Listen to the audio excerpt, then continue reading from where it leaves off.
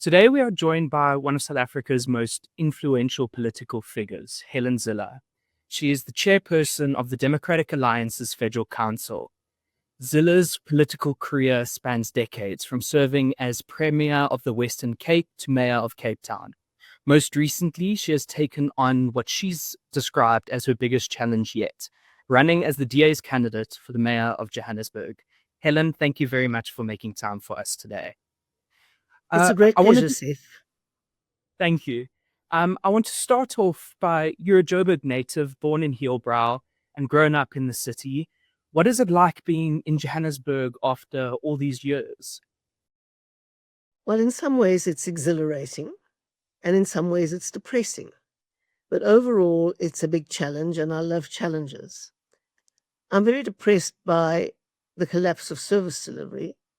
I'm very encouraged by the enormous number of active citizens who are mobilizing to rescue their city in every walk of life and with every problem that you can imagine.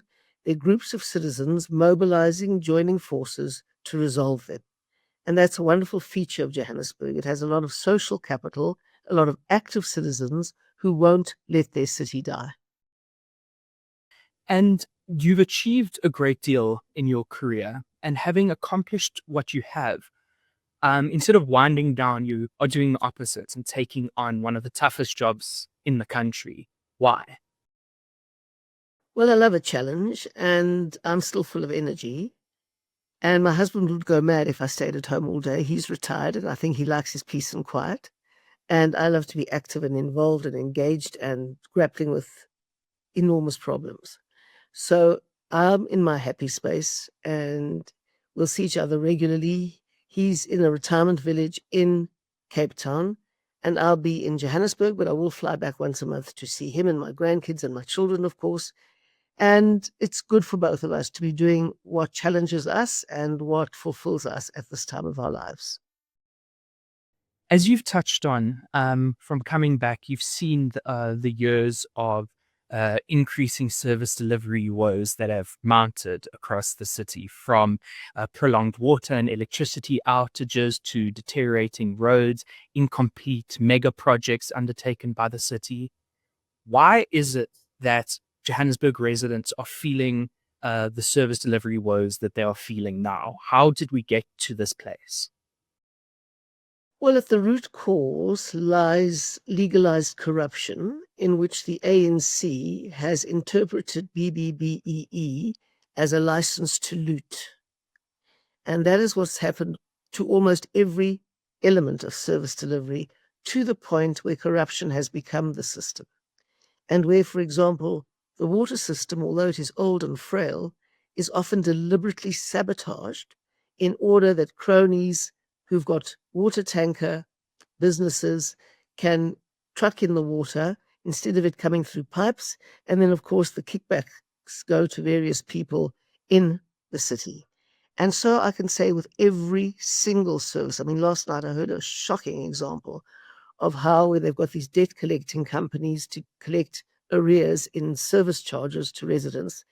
People inside the municipality have a hand in that and are also using it to cream off money for themselves at the top.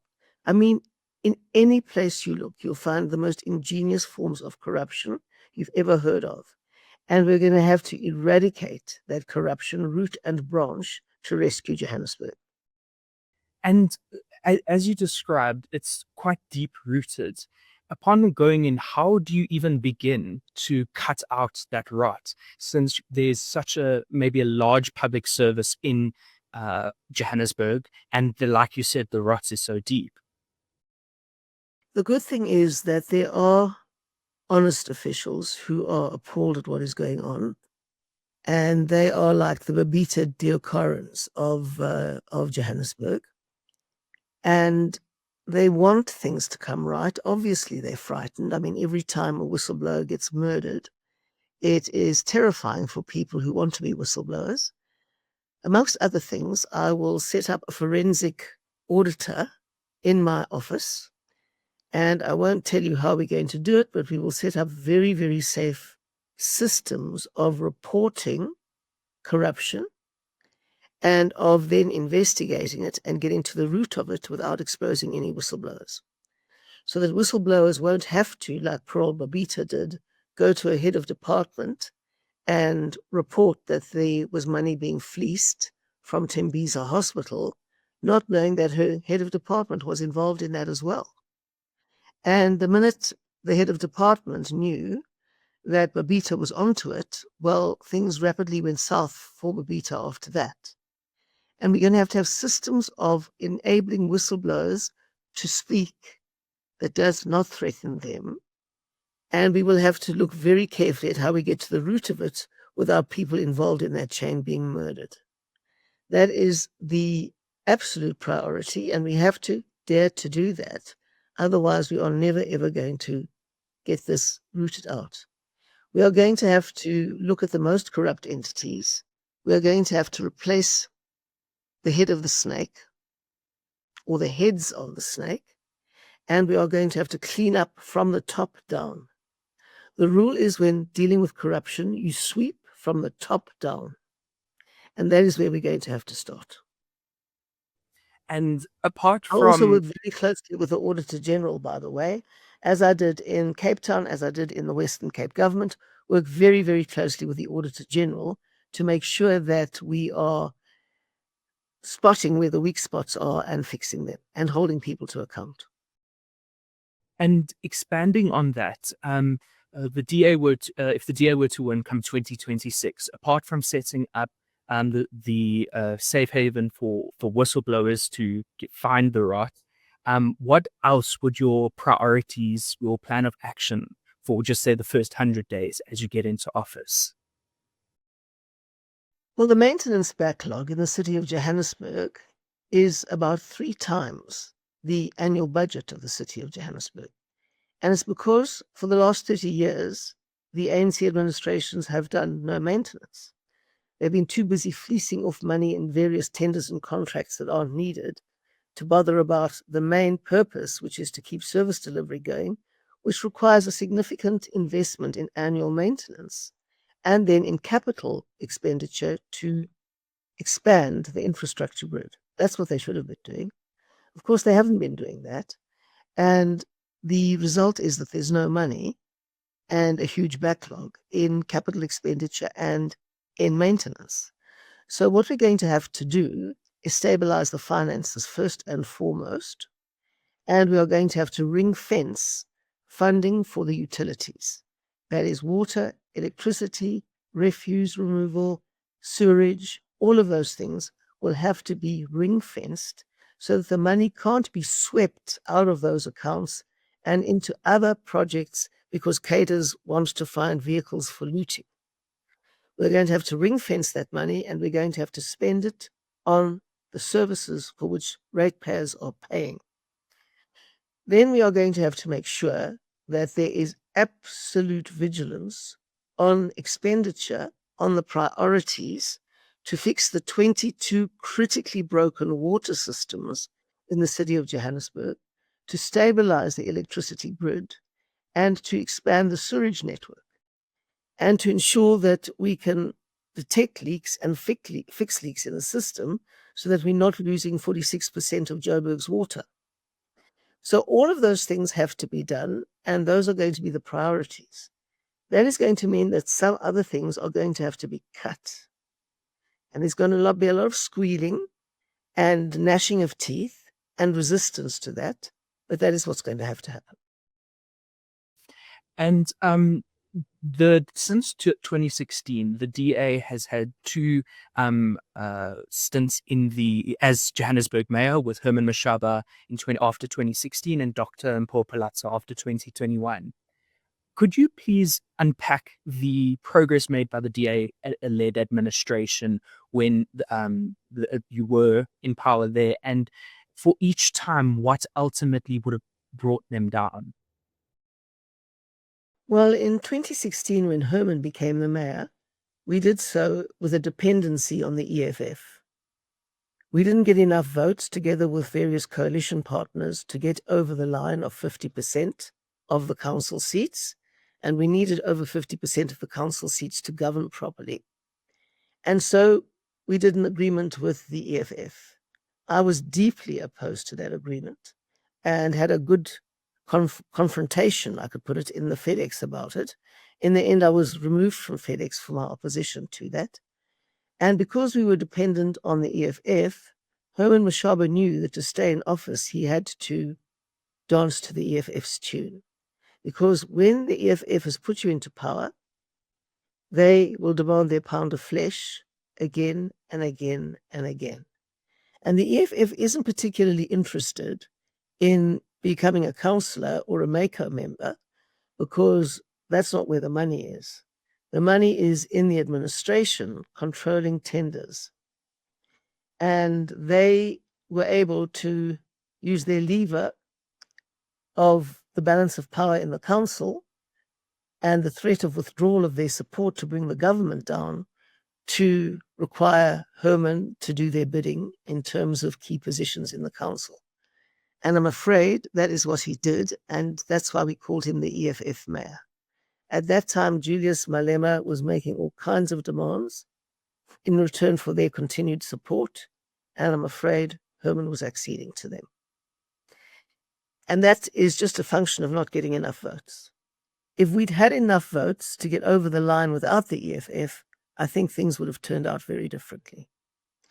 As far as Mpho's time is concerned, well, there we had to put together a 9-party coalition with a whole range of smaller parties. And again, the EFF, unbeknown to us and without an agreement, had voted Mpho into power. And we were very determined not to fall into the trap that Herman had fallen into in 2016. And we worked very hard not to, but that meant that we were always at risk. And the ANC has got very interesting ways of enticing your coalition partners to cross over to them. And that is what has happened. And then you had revolving door at the mayor's office. We were in once, out once, in once, out once, in the most extraordinary way, because the smaller parties kept on changing sides. And they do that to advance their position every time they do a new agreement. They demand an extra pound of flesh. And we weren't going to do the politics of extortion and bribery. And the ANC is very good at that. So in the end, our government fell. And when you're trying to hold together a 9-party fragile coalition that is dependent on the EFF to stay in power, you're on a hiding to nothing. And that is what went wrong under Mpho. And as you've been describing, Johannesburg is a test case example of kingmaker politics in South Africa, where a party with 1 or 2 seats in a 270-seat council can tip the balance of power. Do you worry that this could be the case post-2026, where you see a party with 0.2% of the vote being able to basically determine what the outcome in the government of the day is? Yes, indeed. And that's exactly what happened before, when Al Jamaa actually demanded the mayoral position and got it, from a position where they couldn't even get 1% of the vote in Johannesburg. So it's a completely undemocratic outcome when a party that can't get 1% of the vote gets the mayor and is in a position to decide whether the ANC is in a majority or the DA. And that is the power of that swing vote, which doesn't have to be even 1% to change the government. That is a completely undemocratic system. And that is why we have before Parliament right now what we call the threshold legislation that is in place in functional democracies that work on proportional representation all over the world, which says that if you want to have any seats in the sphere of government, you've got to meet a certain threshold of votes. We're proposing 2%. We'll see how it works out. 2% is still very modest. If a party can't get 2% in Johannesburg, they shouldn't be able to swing the government. And that is basically the principle of that. So we're hoping the threshold legislation goes through. Obviously, those tiny parties who've been able to be the tail that wags the dog won't like it, but that's just how it is. And in terms of managing a coalition, especially when there's quite a lot of parties in it, you've done it before in Cape Town. How is it that how do you manage a functional coalition that advances service delivery for the people and try and mitigate sort of political and personal agendas? Well, it is very, very difficult, because some people are not in politics to serve the public, to eradicate corruption, and to make a city better. They're in politics because they spot an economic opportunity. And just like the mafia getting into positions of political power in the United States, they are trying to do the same thing here. They want to get into positions of power to take key decisions that will put their companies on the outside in the pound seats to get the critical tenders and contracts. So that's what's happened in Cape Town when Buddy Shaban of the AMP party had the balance of power, and he wanted the economic development portfolio for the party so that his company outside could get control of all the Cape Town city's public open spaces to swing through tenders and contracts before the World Cup to his company's advantage. And I saw that happening, and I fired them from the government, and we had to renegotiate a new coalition. So that's what's going to happen. But I'm afraid it's not always possible to spot what's happening and to fire people, which is what we're going to have to do more and more in the places where we get into government. But hopefully the voters realize now.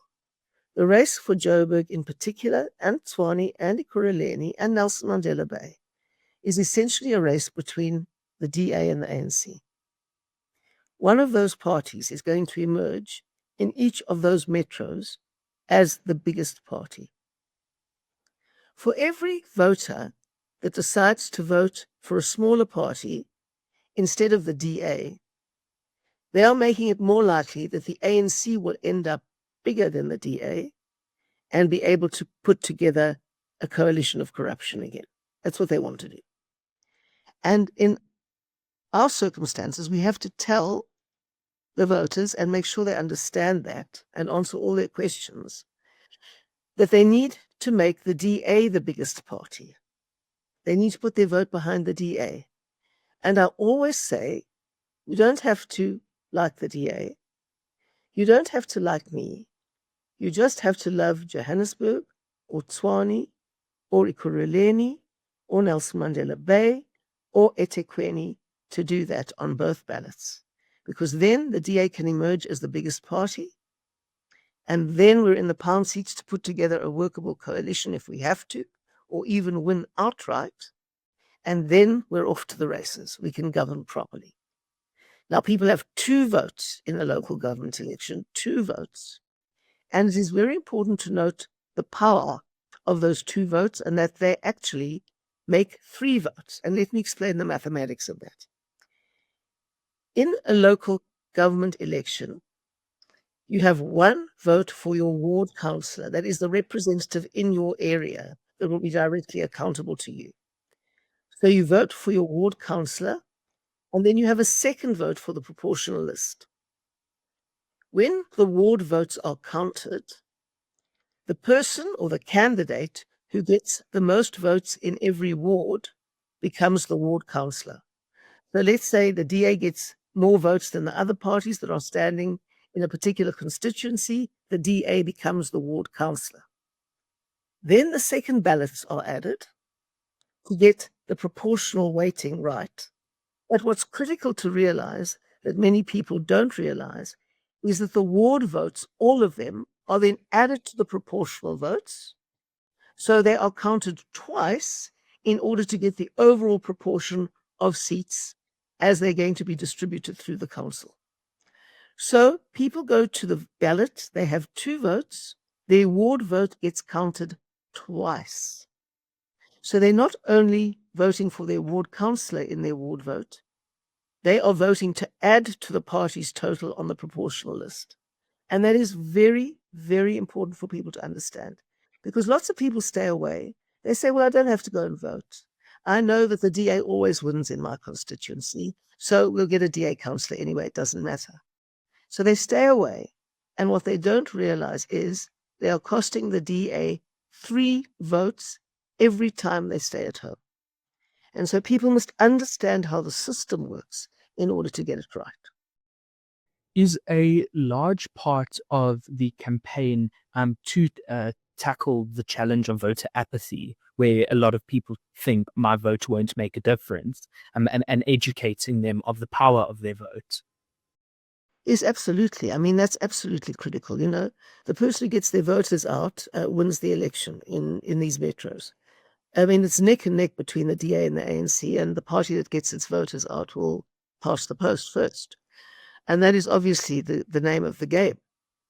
So we're doing a great deal to make people aware that every time they don't go and vote or split their vote between smaller parties, they are either taking votes away from the DA, and 3 at a time, actually, or they are voting to make the government that comes later incredibly unstable through these huge, complex, and fragile coalitions.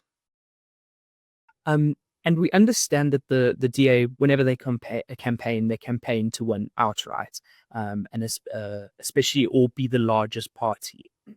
But if this is not the case in Johannesburg, and given that there has been a history of a tumultuous working relationship with other parties in the city that have been kingmakers and have defected to other coalitions, are there parties that the DA has already ruled out, possibly working with?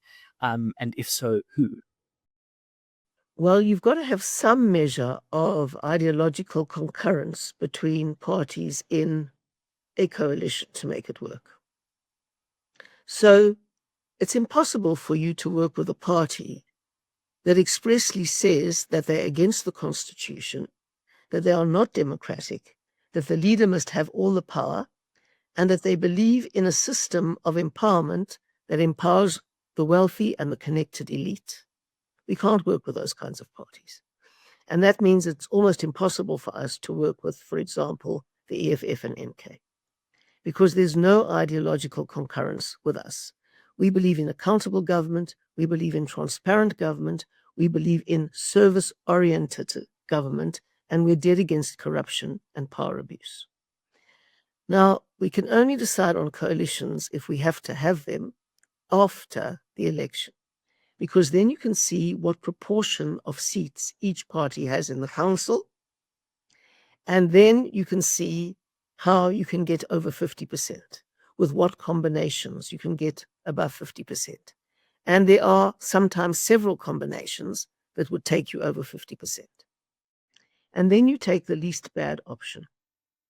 A coalition is never good. There's never a good option in a coalition. You can only ever choose the least bad. That's why we're going hell for leather to try and win an outright majority, because where you do that, where you have an outright DA majority, then you can really govern with a focus on fixing things and not continually having to keep together a fragile coalition and ward off the politics of extortion from your opponents. And my final question is, I think what's really ignited and got a lot of attention to the campaign is that you've said it's rooted in your love for Johannesburg, and the potential and how critical it is for the City of Gold to not only function but boom. What keeps you optimistic about Johannesburg, and what is it about the city that you continue to truly love? Well, I'm a daughter of Joburg, and I was completely shaped by Joburg. Born here, raised here, educated here, got my first job here, got into politics here, joined the Young Progs back in the day here, and made this my life's focus. And I owe everything to Johannesburg. The thing I love most about Johannesburg is the can-do people here. I've been all over the place, and everyone is wanting to pull together to fix their city, everyone that I've met in any event. I was in the South on a Friday evening meeting all the civil society organizations, and there's a huge range of them in that southern constituency of Johannesburg.